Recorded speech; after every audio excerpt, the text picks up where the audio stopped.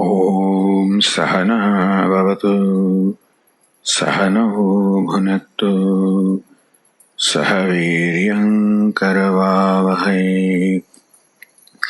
तेजस्विनावधीतमस्तु मा विद्विषावहै।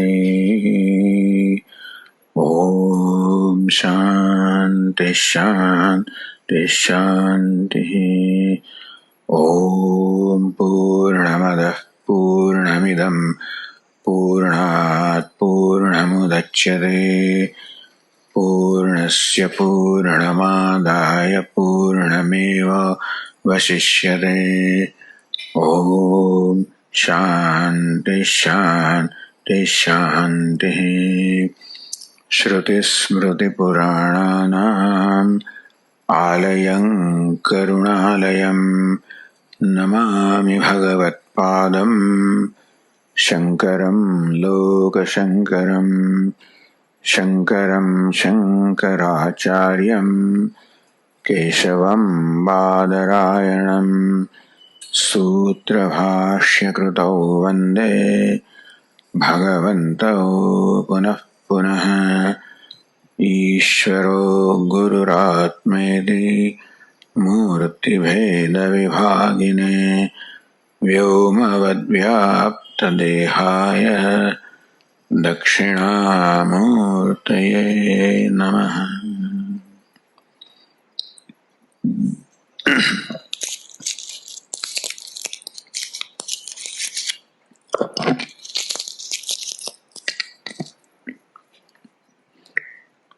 Tarati Shokam Aatmavit. Aatmavit, the knower of the self. Shokam Tarati crosses the grief. Well, grief stands for all mental afflictions. We can call it samsara, the suffering. The one who knows the self becomes free from suffering in life. I think that is the most important thing for us. Moksha is often explained as freedom from the repeated cycle of birth and death, which is fine. But birth and death stand for a series of pain or suffering. And we are interested in becoming free from suffering in this lifetime itself. Atyantika dukkha nivritti. Cessation of all dukkha, all pain, all suffering, all mental afflictions once and for all. And fortunately, this dukkha nivritti or cessation of dukkha or suffering is accompanied by sukha prapti, attainment of happiness. Because happiness is our nature. Niratisha sukham. Unsurpassable happiness is our nature. And we should have been constantly experiencing happiness. It is this dukkham, the pain or the suffering. And we are mainly talking about the suffering at the level of mind, is what is obstructing the manifestation of this happiness, which is our nature. Thus, as this shoka, the grief, the suffering, as it recedes, it is simultaneously accompanied by manifestation of happiness, which is our nature. Therefore, this freedom from grief has a great reward in terms of attaining or experiencing happiness. So becoming free from grief sounds like a negative way of looking at it.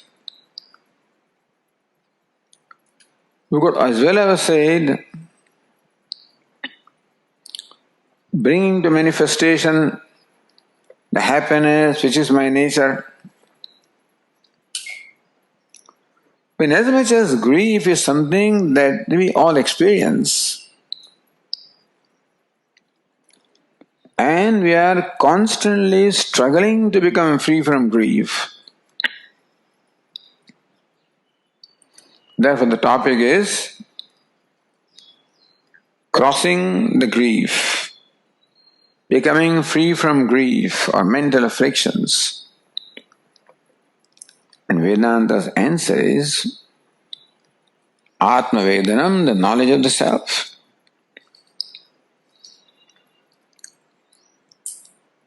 Well, we know that knowledge does not change anything.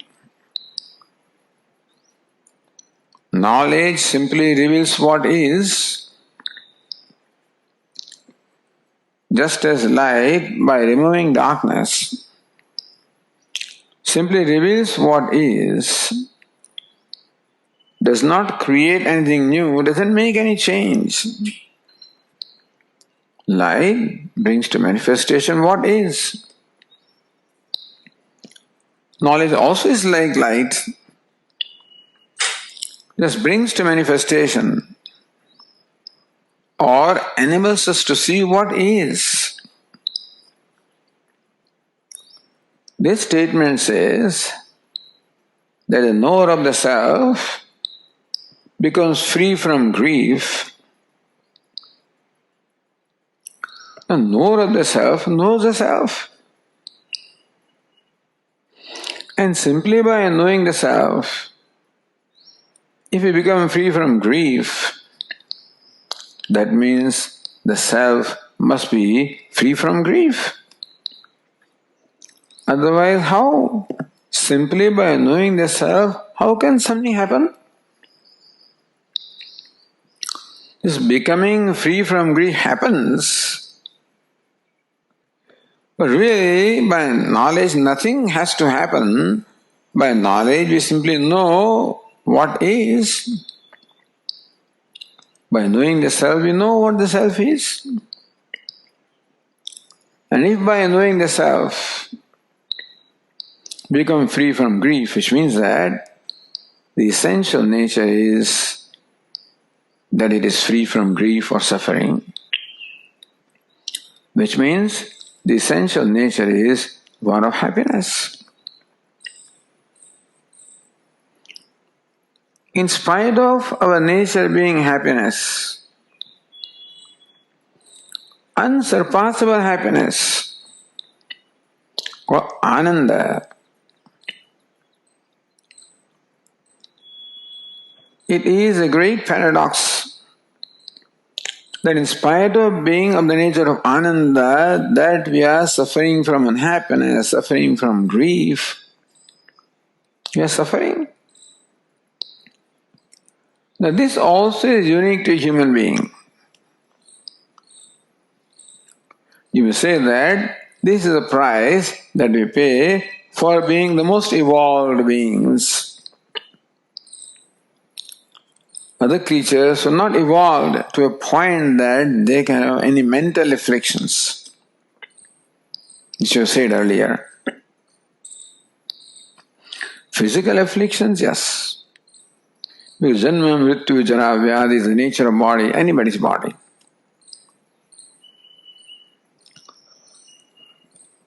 But the reason for a human being, for the suffering of a human being, is that there is something that we have which they don't have. We have the ignorance of the self. Oh, you mean Swamiji, all creatures are enlightened or self? No, ignorance of the self is also common. But Vedanta teaches There is ignorance as two aspects. One is called avaranam, the other is called vikshepa. Avaranam, veiling the true nature of something, and vikshepa, creating a notion of something that it is not. The famous rope snake example is a result of this twofold ignorance of avarana and vikshepa. Then number one, we do not know the object in front of us as rope, which means that we are ignorant of the ropeness or true nature of that object. And secondly, we unfortunately take it as a snake, avarana and vikshepa. Vikshepa means projection. In this case, adhyasa, superimposition. Whereas all creatures have avaranam, ignorance is there, common. But human being further has vikshepa, adhyasa or projection. Meaning there is in me a complex that I am so and so. Identifying with the body, mind, sense complex is called vikshepa. So taking the body to be I, taking the mind to be I, taking the sense organs to be I, taking intellect to be I.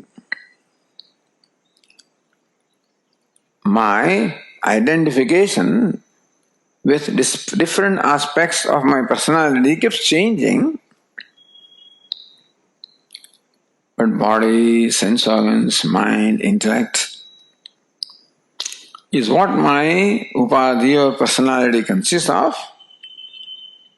And at any given time when I am aware, I am identified with one or the other aspects of this personality. And that's how I judge myself. That ignorance causes in me the identification of the body. I have the complex or the notion or the conclusion that I'm a man, I'm a woman, I'm tall, I'm short, I'm dark, I'm fair. I'm a brahmana, kshatriya, etc. I'm father, mother, son, daughter, all the various notions that I have.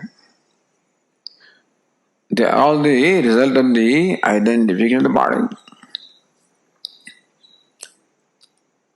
This whole process of identification is explained in the Taittiriya Upanishad as a pancha kosha. All the identifications that we have with this personality or the upadhi are classified into 5 categories.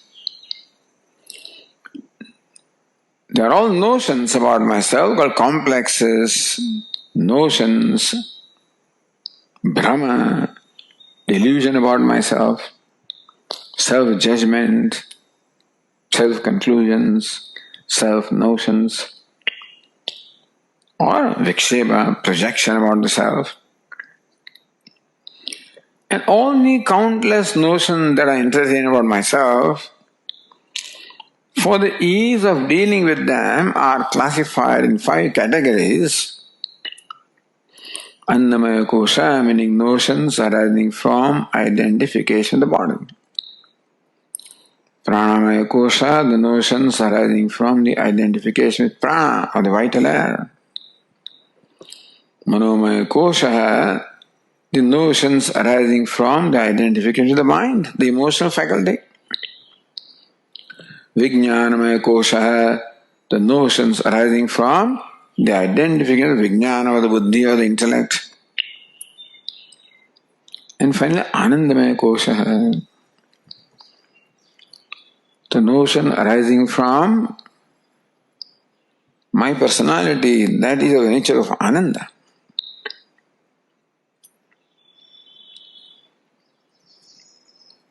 In short, we entertain all these various notions or complexes about ourselves. This is the nature of ignorance. Tarati Shokam Aatmavit, the knower of the self crosses the grief. The knower is the one who has dispelled the ignorance of the nature of all these notions arising from the primary ignorance about the self.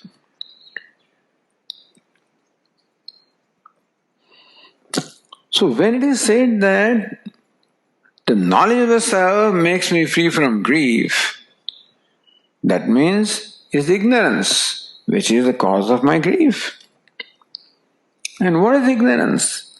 Ignorance, as we say, is that which manifests in the form of all these various notions or complexes or judgments about the self.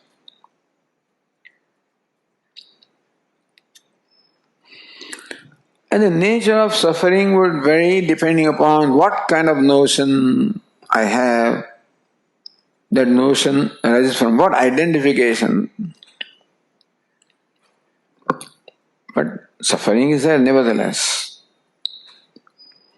Meaning that every notion or complex or judgment about myself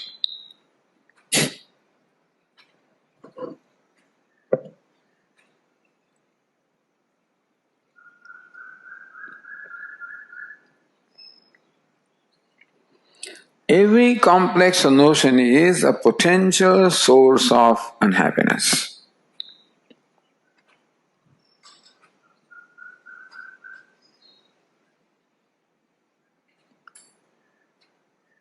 तुझे ने कहा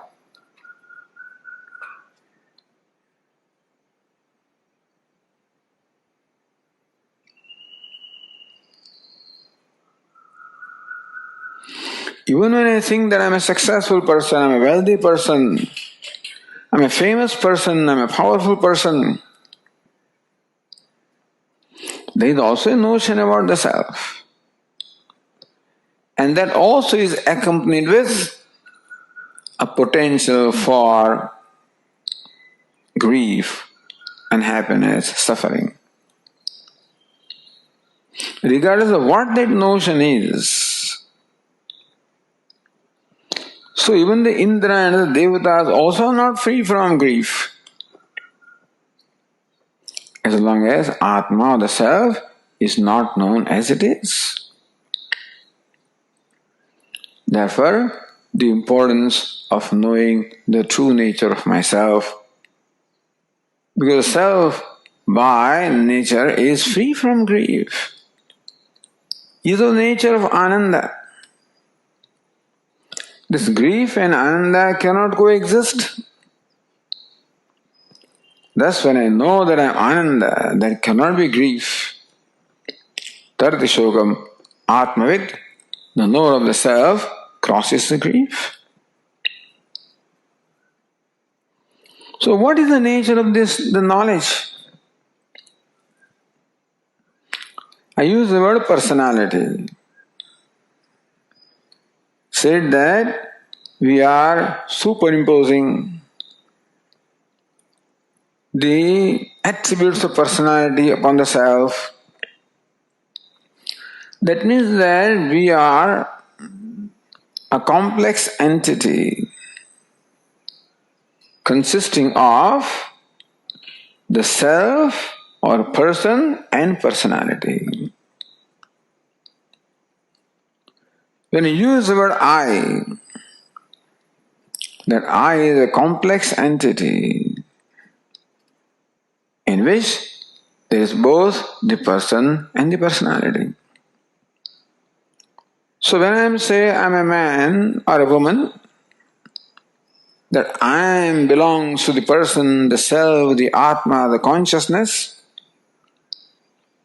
And that man, woman, tall, short, fair, dark, father, mother, happy, unhappy, hungry, thirsty, failure, successful, all of these belong to the personality. Thus, in every notion that I entertain about myself, there is, in the words of Puja Swami, lumping together of the self and the non-self. This is habitual. Meaning that we are born with the habit of lumping the two together. Not only that, but not recognizing that in fact two entities are involved here. When I say I'm a man, I'm happy, I'm successful, I do not realize that in that statement there is this union of the two entities, I am, which is a self, the person, the consciousness or conscious being, and then man, woman, whatever else that belongs to the personality. So what is the nature of ignorance? Ignorance is seeing the two as one. Seeing two as one. Just as an iron ball, when heated in a furnace, becomes red hot.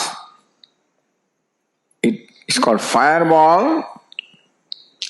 That fireball appears to be one entity,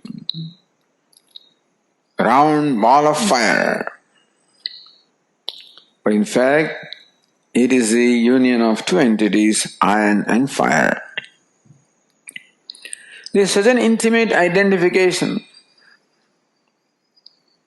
that the fire pervades every grain of iron.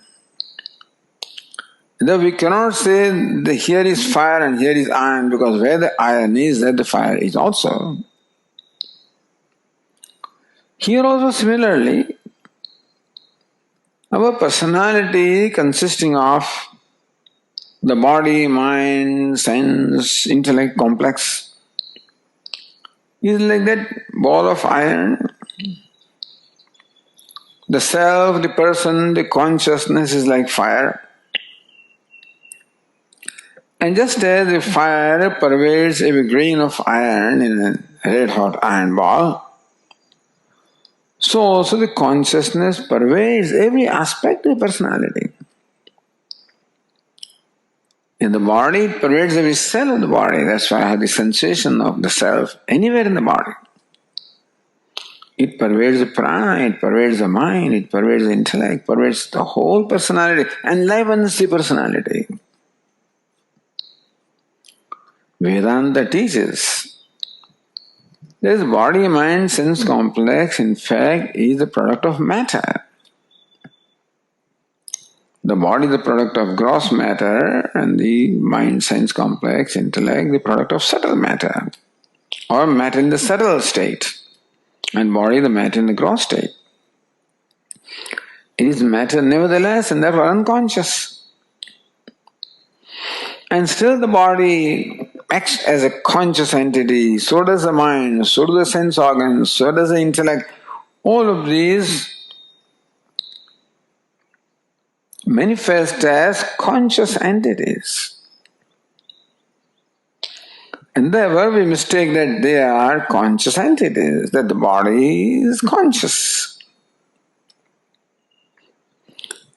The consciousness that is manifested with the body is possessed by the body. The consciousness manifested by the personality is possessed by the personality, and therefore we take this to be the self. Therefore the knowledge of a self is the nature of separating the two. In case of red hot iron ball, separating the iron and the fire. When we are told what is the characteristic of fire, that it is red and hot, and the characteristic of iron that it is cold and round. Like even when you see that red hot iron ball, you realize that the round form belongs to the iron and the red color and the heat belongs to fire. So here also, this form belongs to the personality, to the non-self, to the vehicle. Just as the filament in the bulb becomes a vehicle for the manifestation of electricity so that there is light. So this body, mind, sense complex is a vehicle for manifestation of consciousness. It is the locus where the consciousness manifests. And in the process of manifesting, the consciousness imparts its consciousness to all these personality. So they also become enlivened. They also appear as though they are conscious. And therefore, they are mistakenly taken to the self. So Vedanta says, it is this ignorance wherein the self and the non-self, self is I am, the person, the consciousness. And non-self is this man, woman, happy, unhappy, the personality of body, mind, sense complex.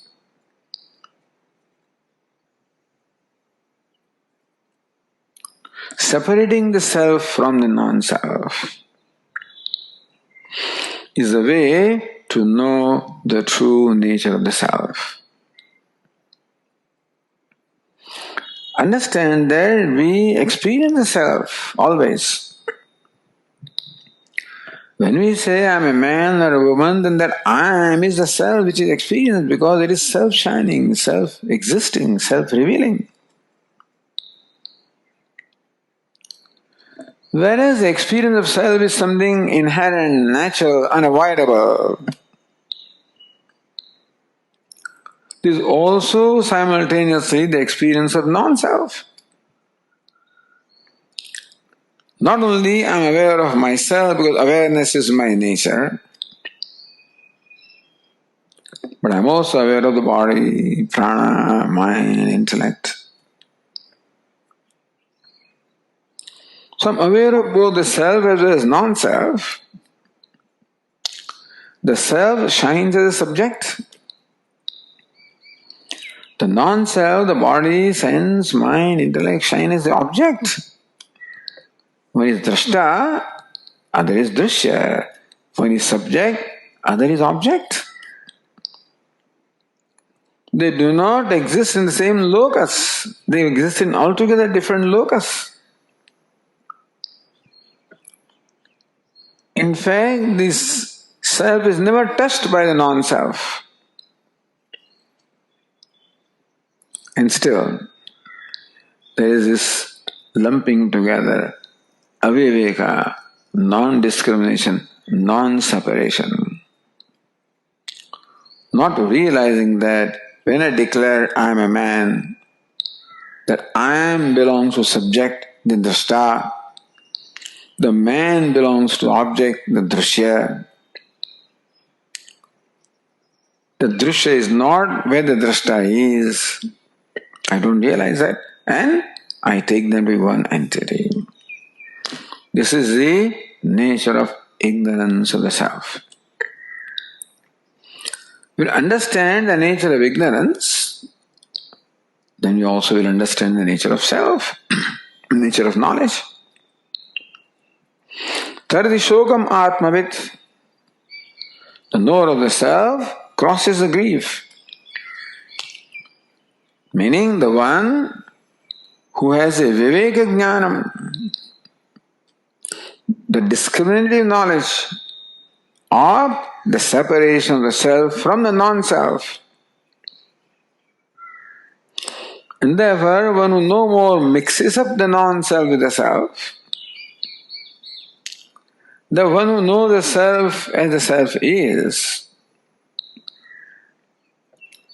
one fortunate aspect is that even when we mix up the self and non-self, they do not really get mixed up, meaning that the self never gets affected by the limitations of the non-self. It remains what it is. It remains limitless. But on account of that superimposition, we think that the self or I am is limited. And that is the cause of unhappiness. Finding that I am is limited, inadequate, incomplete. That is the cause of my unhappiness. That is what causes, in fact, a sense of self non-acceptance. I don't accept the limited self. Because I have an expectation of myself that I must be limitless, I must be perfect, I must be free. And that expectation is natural because that is truly what I am. Meaning that I am expecting from myself what I am, namely limitless, perfect. But because of the mixing up with this non-self, I find myself always as inadequate, limited, insignificant. Because body, mind, sense complex is insignificant. So when I see myself insignificant, inadequate, limited, bound, and therefore helpless, I just become unhappy. Therefore, Tarati, Shokam, Aatmavit, knowing myself truly as I am, I discover when I do the viveka discrimination, separating the self from the non-self, knowing the non-self is non-self and knowing the self is the self, I become free.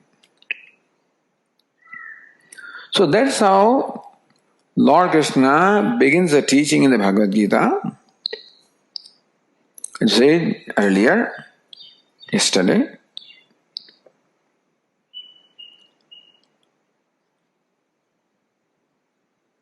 that first of all the Uttamadhikari is addressed. A mature Adhikari is addressed. Who is Uttamadhikari? Who is an exalted student? Who is a prepared student? One whose intellect is evolved to be able to carry out this separation of the self from the non-self. One who can be objective with reference to non-self. What do you mean by objective? Right now, I am not objective about the non-self. I am not objective about the body. It's my body. I am the body, my body. And there are all kinds of feelings about the body. So I love the body, and therefore I am afraid of death, the insecurity. Similarly, identifying the mind, intellect, all of them causes what two are as though lumped into one, and separating the two. I can truly say I am not the body when I am totally detached from the body. I have no attachment or aversion. So this is what an Uttamadhikari can do. And Lord Krishna begins the teaching by revealing the true nature of Atma, true nature of self, thereby helping Arjuna to become free from shoka, from grief. As we said, there are primarily two causes of shoka or grief for Arjuna. One is at the level of the ahankara or the ego, where he thinks that I will become the killer of these people. A sense of guilt. And secondly is the emotional problem. What shall I do without them when they die? A sense of loss, sense of loneliness. So Lord Krishna addresses both these problems simultaneously, but we will try to separate them. The problem of death is a problem at the emotional level, and the problem of hurt and guilt is a problem at the ego level. Of course, by knowing the true nature of self, both of these will be resolved. But we will try to deal with them separately, because in life we have to deal with them separately. First of all, let us say Lord Krishna deals with the problem of death. Death of a loved one is a very serious matter.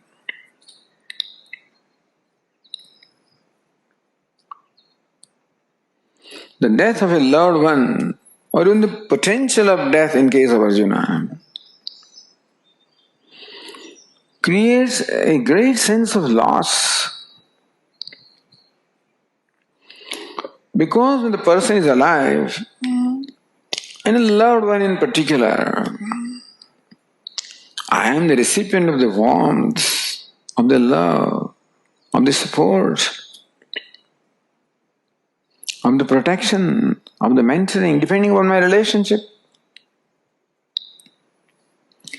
Depending upon the relationship that I have with a loved one, I receive different kinds of emotional nourishment from them. So Arjuna would get one kind of nourishment from Bhishma Pitamaha, in whose laps he grew up. Another kind of nourishment from Dronacharya, from whom he gained the knowledge.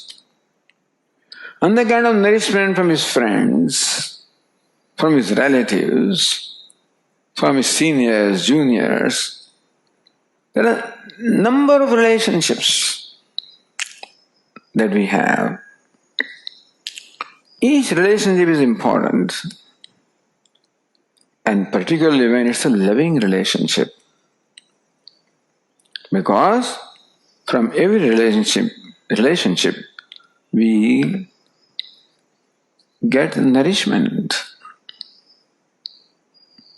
We need the nourishment, the emotional support, the warmth, the nourishment, the protection, the acceptance, the validation. We are seeking validation from people, seeking acceptance from people, seeking mentoring from people, seeking service from the people, seeking companionship from the people.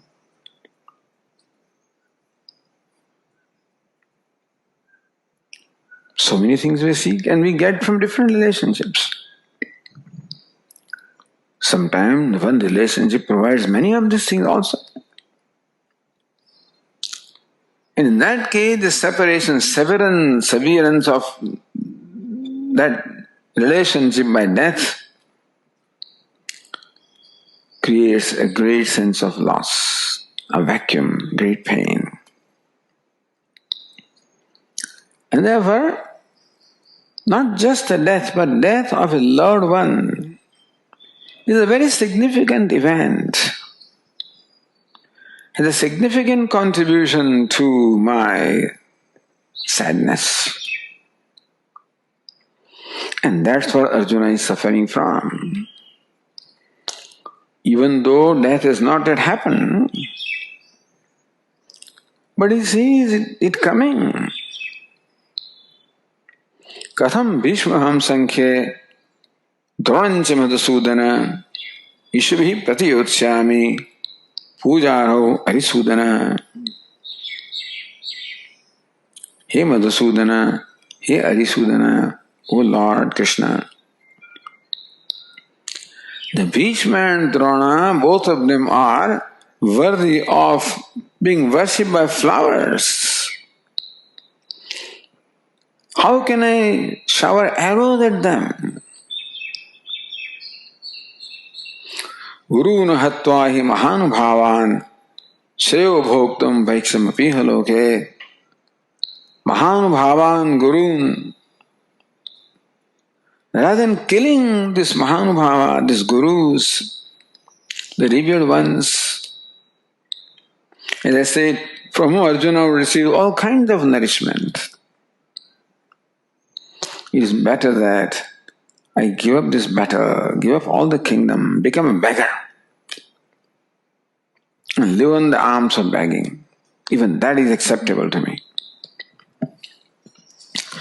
So that shows the place that these people have in the heart of Arjuna. And therefore the death is not an ordinary event. The death of these loved ones is a very significant event. It was a significant contribution to the pain, the emotional pain of Arjuna.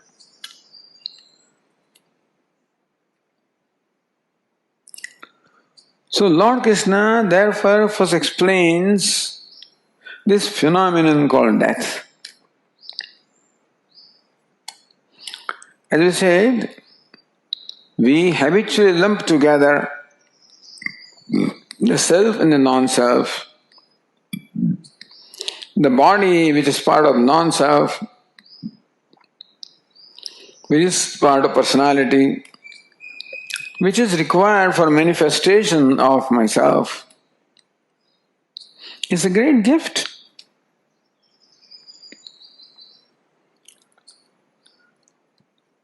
Bhagavan martyam vayadam shariram mrutyana attam.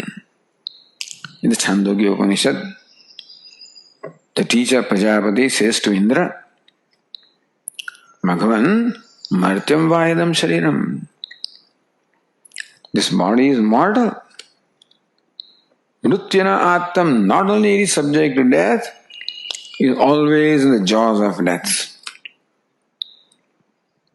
But what is the glory of this body? Tadasya, amrutasya, asharirasya, atmana, adhishthanam. This mortal body is a manifestation of the self that is immortal. This body is the locus of manifestation of the self that is bodiless. So body and bodiless, mortal and immortal, both of them as though exist in the same place. And just as I take my body to be the self, I take the body of Bhishma, Drona, all of them as their own self. And therefore, the death of the body is equated to the death of Atma. So this is the first lesson that Lord Krishna wants to give. We said yesterday, the first statement that Lord Krishna made to Arjuna, Ashochan anvashocastvam. Hey Arjuna, you are grieving for those who should not be grieved for. The second line of the same verse, Lord Krishna says, Gata asun agata asumsya nanu shochanti panditaha. Panditaha, the wise people. Who are the wise people? Who have the wisdom about the nature of the self as well as non-self. Those who know anatma, non-self as anatma, and those who know atma, the self as atma. They recognize that the body which is mortal is the locus of manifestation of the self that is immortal. And therefore, nanu shochanti. Knowing this fact, shoka or grief does not arise in them. Because they realize that Atma never dies, is immortal, is bodiless, asharira.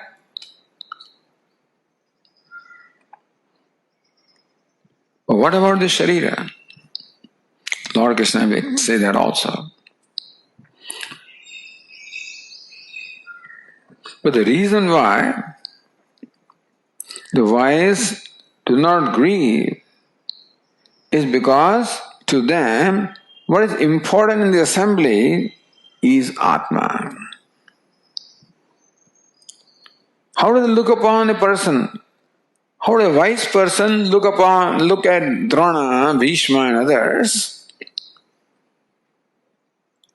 The Drona, what is called Drona is that mortal body which is the Adhishthanam, the place of manifestation of the immortal self. They clearly see this fact. That's called wisdom. What is called Bhishma also is, Bhishma is the name of that mortal body which is the place of the manifestation of the immortal self.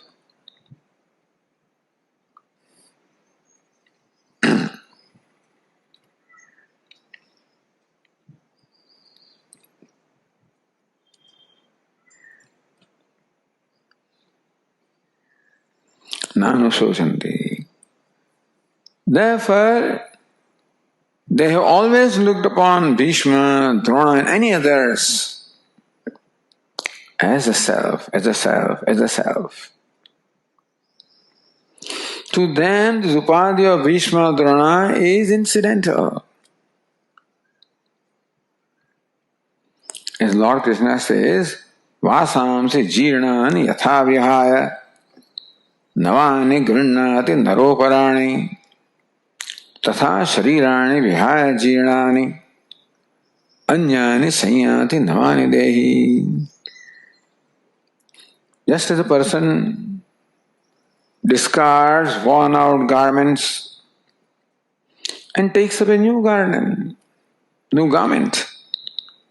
similarly also the self discards a body, old body from the standpoint of the self, and takes up a new one. They know even if we accept something called death, then also the wise people know that the life continues. There is no severance in life. It is true that the body comes and goes because that is its nature. But the body is the locus of manifestation of life. Even that life also doesn't die. That also continues from one embodiment to the other. Just as the scientists explain that there is conservation of matter, that matter is neither created nor destroyed, so also Vedanta teaches that life also is not created nor is it destroyed. People think that life is destroyed because they equate life with body. And therefore, the death of the body is automatically taken to be the death of the self, or death of the life. Which is where, first of all, Lord Krishna gives the example of his garment. This body is like a garment. And when you put on a garment, it is for a period of time. How long will you use the garment? Depends upon the user. Somebody may use a garment for, 50 years. There will be holes and there will be patches and all kinds of things will continue. Somebody use it for 10 years, 1 year, 6 months, 1 month. We change it every day. But that does not affect the one who is wearing that garment. This is something very clear to a wise person. who sees the self as separate from the non-self.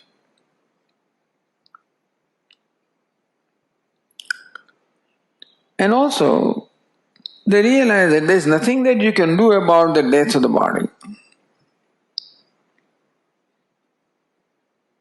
As Lord Krishna says, Chatasya hi dhruva mrityu dhruvam janma mritasya cha tasmad pariharyarthe natvam sojatum arhasi.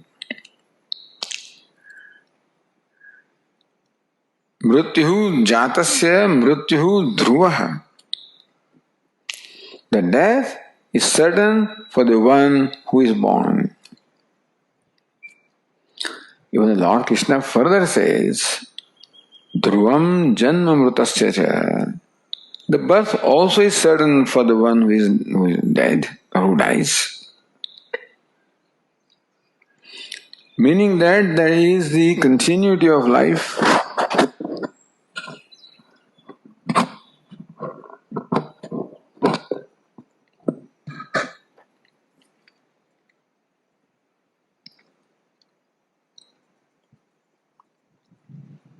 Seeing this whole picture,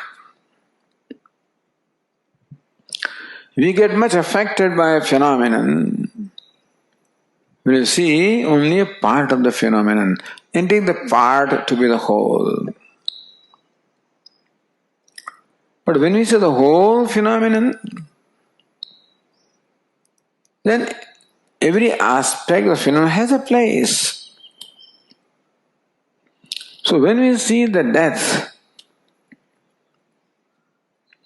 it is true that something does die, but also true that something does not die. As Lord Krishna says, Natvevaham jatunasam natvam neme janadhipaha nachaivana bhavishyamaha sarve vayamatah param. Natvevaham jatunasam. Here Arjuna, it was not that I was not, I always was.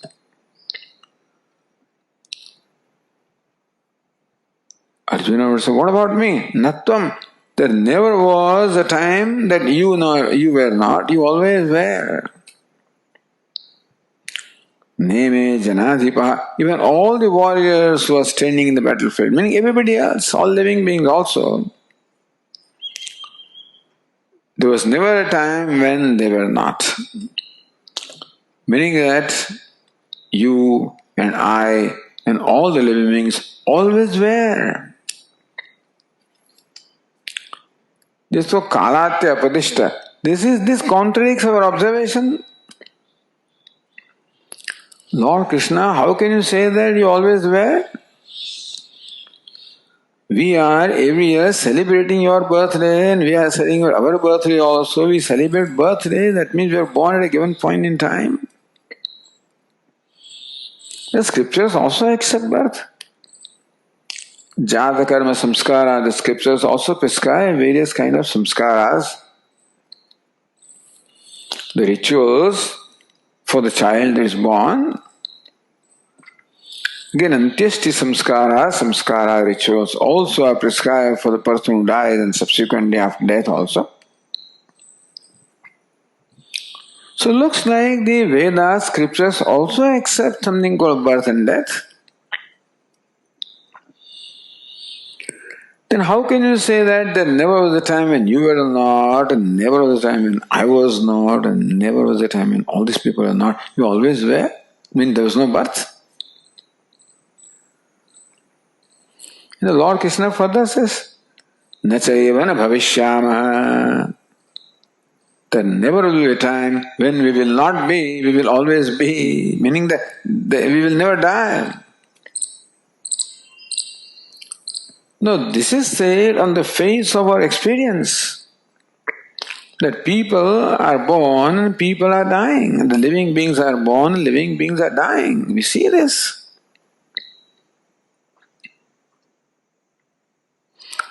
And in spite of this observation that we have, experience that we have, Lord Krishna says that there never was a time when we were not, meaning that we were never born. There never will be a time when we will not be, meaning that we will always be, we will never die. This can only be explained, this contradiction of what we experience or what we conclude and what Lord Krishna is saying can only be explained if we take into account that our perception of the self seems to be quite different from, or put it this way, Lord Krishna's perception of the self seems to be quite different from our perception of the self. We said earlier that we are all born with the perception of the self. And we are what we are depending on what perception we have.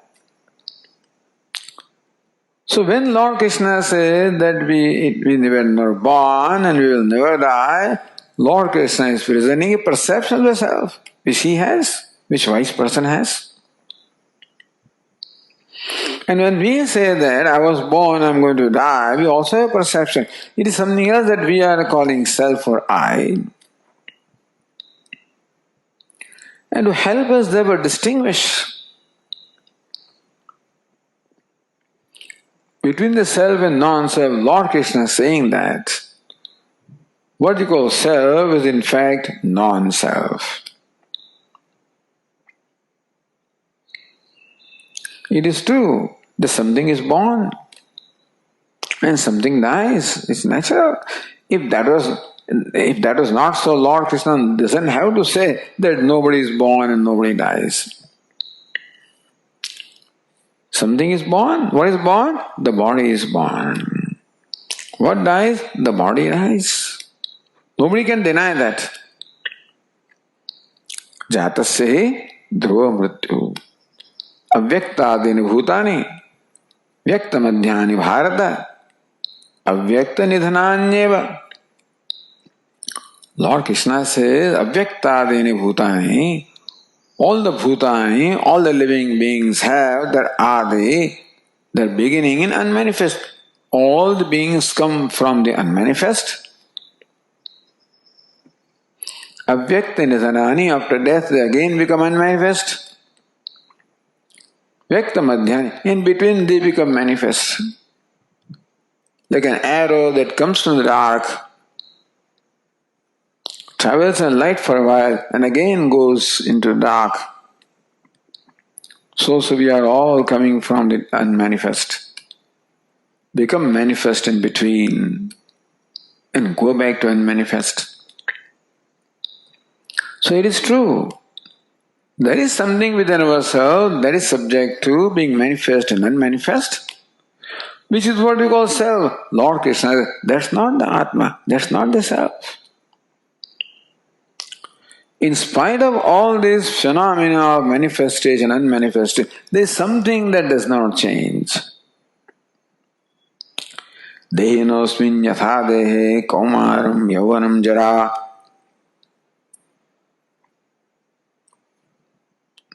Asmin dehe, in this body. Dehina, there is an indweller of the body. There is the body and there is the indweller of the body.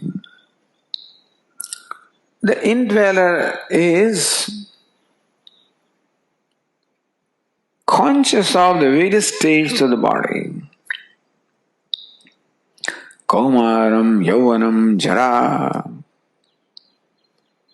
As example, Lord Krishna here states 3 states of this body. Kaumaram, the childhood.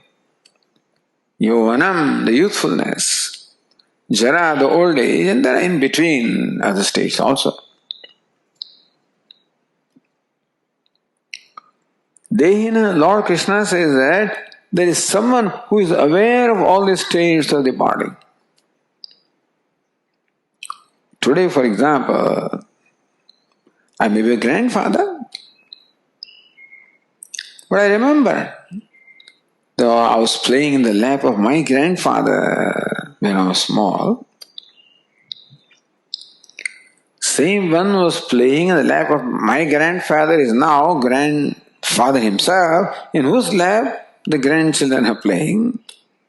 That is this recollection, recognition. So Lord Krishna points out our day-to-day experience,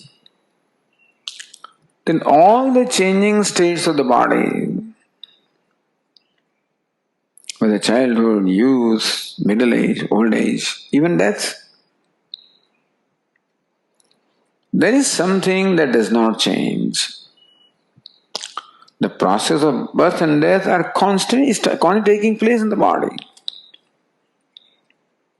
The child is born, the child dies. Then the youth is born, the youth dies. The middle-aged is born, middle-aged dies. The old is born, and the old also dies. Meaning that the process of birth and death is constantly taking place in this body. In that whole process, there is someone who is aware of all these changes who does not change. Dhiras tatra namuhyate. The dhiraha, the wise person, the discriminating person, namuhyate, does not get deluded.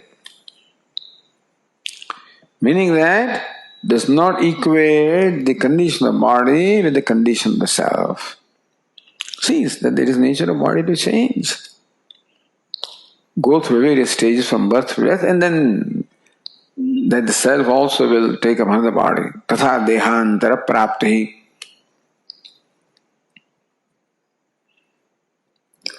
In these verses in the Bhagavad Gita, in the beginning of the second chapter, after as in the beginning of the Upadesha or teaching of Lord Krishna,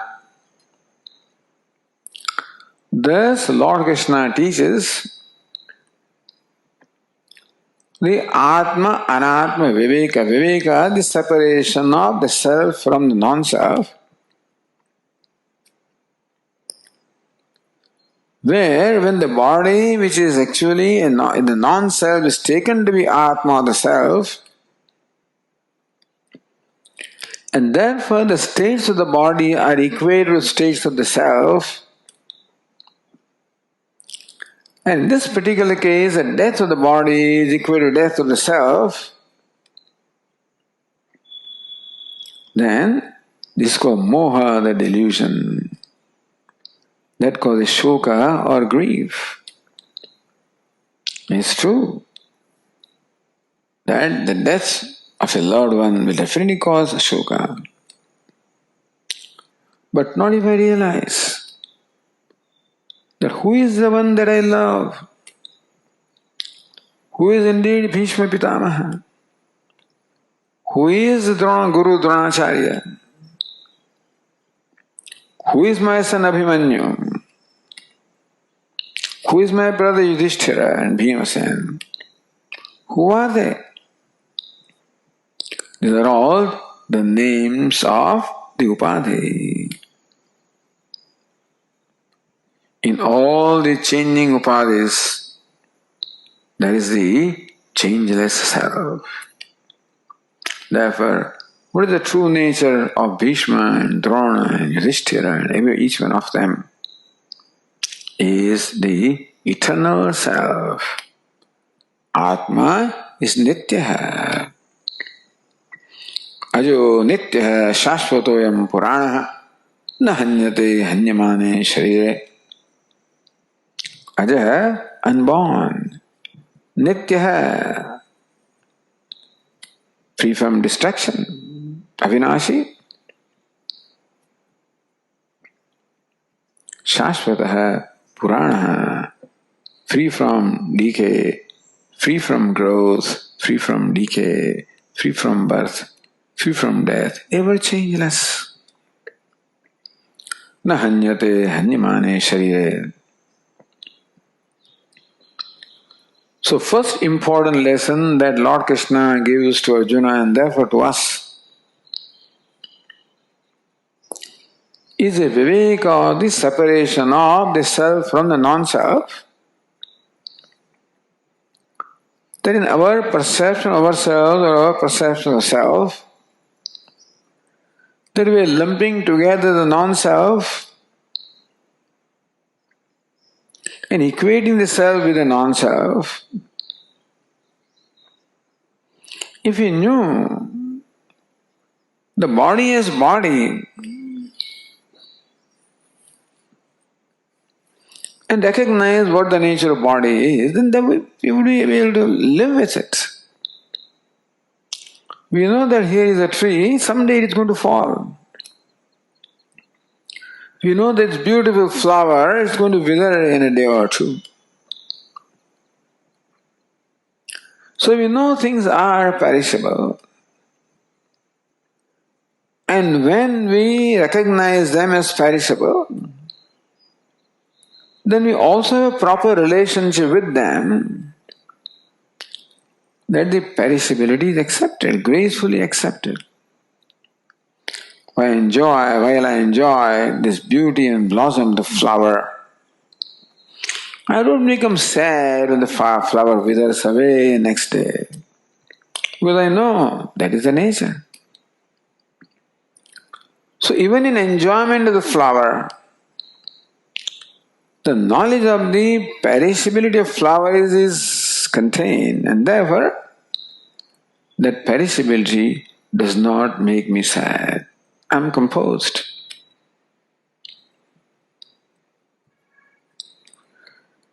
Thus I know that anything I possess is all perishable today or tomorrow. My car, which is new today, someday it will become old.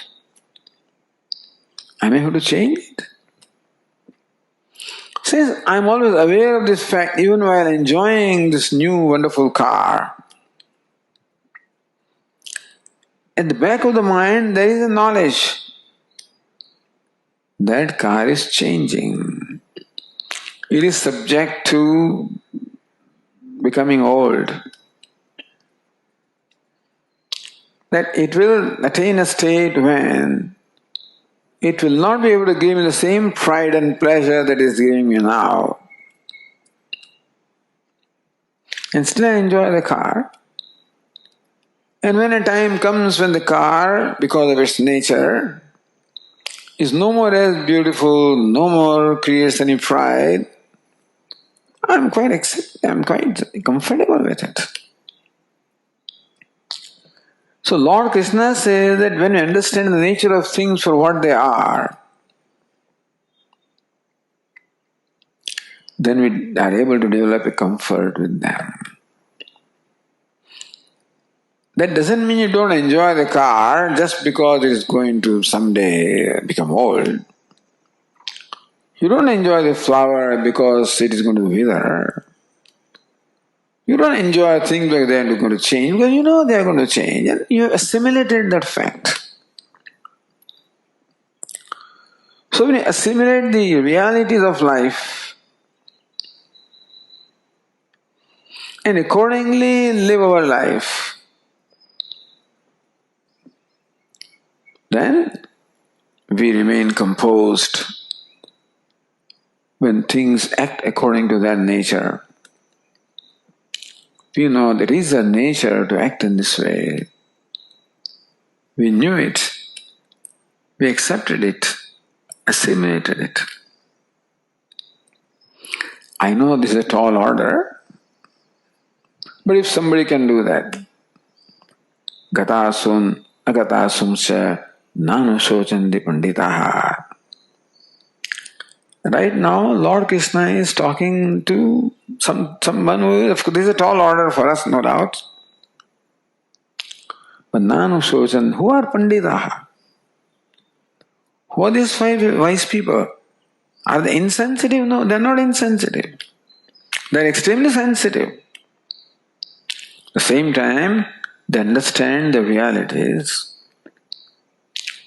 Not only do they understand, they have assimilated the realities. Developed a comfort with the realities of life. When that comfort is developed, The weatherman says that it is going to rain, and you accept that it can rain. And so you carry your raincoat with you or umbrella with you. So when it does rain, you're okay. There's no resistance to this phenomenon called rain. If there is, then there'll be a problem. So many things in life we are able to comfortably live with. Even though may not always be comfortable physically, but mentally we can be comfortable in heat and cold, in rain, in hunger and thirst. If we understand that these are realities, we have assimilated those realities. Then even though there can be discomfort at the physical level, at the emotional level, we can be comfortable. And sadness is a phenomenon at the emotional level. Gatasum sya na shochanti panditaha. The panditas know that it is the nature of things to depart. That does not mean that it does not enjoy the one who is agatasun. Those who are here, good, respect them, enjoy them.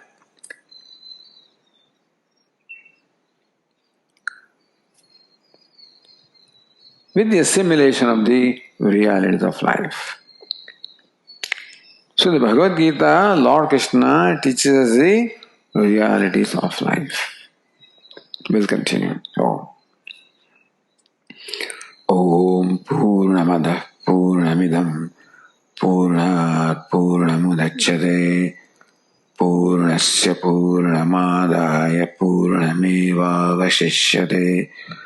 Om Shanti Shanti Shanti.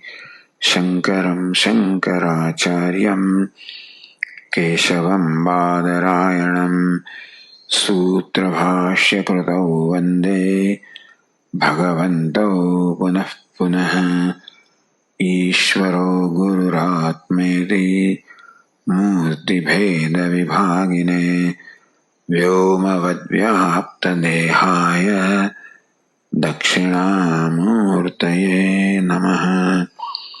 Om Shanti Shanti Shanti. Hari Om. Shri Gurubhyo Namaha. Hari Om.